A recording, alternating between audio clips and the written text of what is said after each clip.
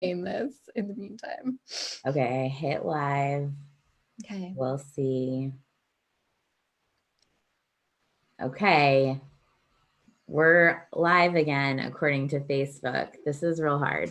I don't know. It's still not saying that we're live for me, but I'll go with It it. doesn't say it on Zoom, but it says it on Facebook. So I don't Okay. know. It's just being real hard for us. I'm Meredith. She's Erin. We're not going to introduce ourselves any for too long. And if Facebook kicks us off again, we'll just come on again.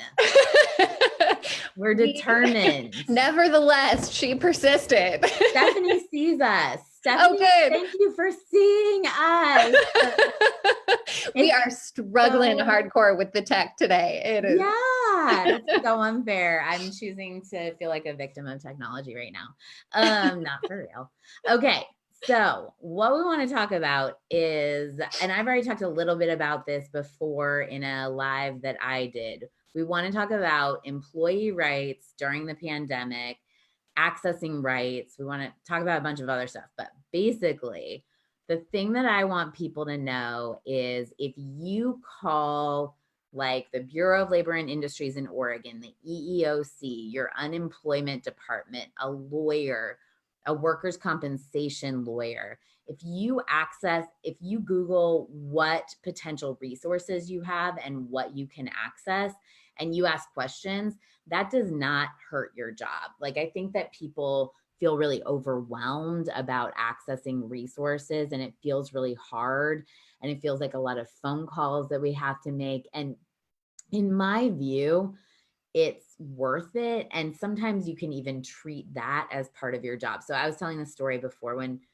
we got so rudely interrupted by Facebook. So I have this client who got a text message from his boss, and the boss said, you don't have any hours until further notice, right?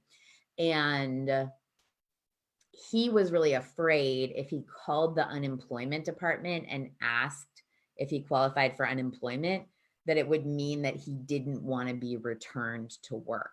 So there's temporary layoff, and most states have some kind of protection for layoffs when you are going to be returned to work later. And now that the pandemic's happening, those rights are being strengthened. So it's at least worth asking your unemployment department if that sounds like you. If somebody said you don't have hours now, that can be a layoff potentially.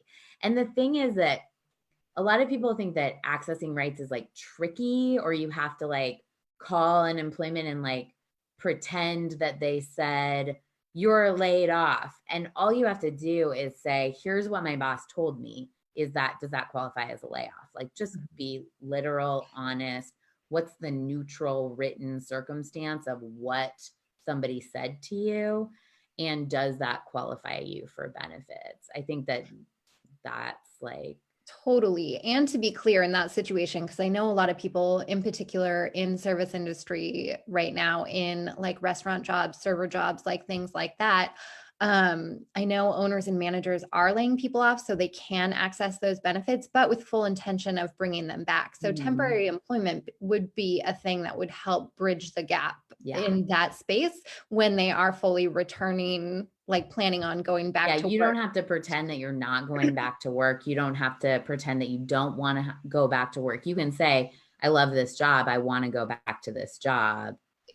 They laid me off, or they said you don't have hours, whatever it is in that situation.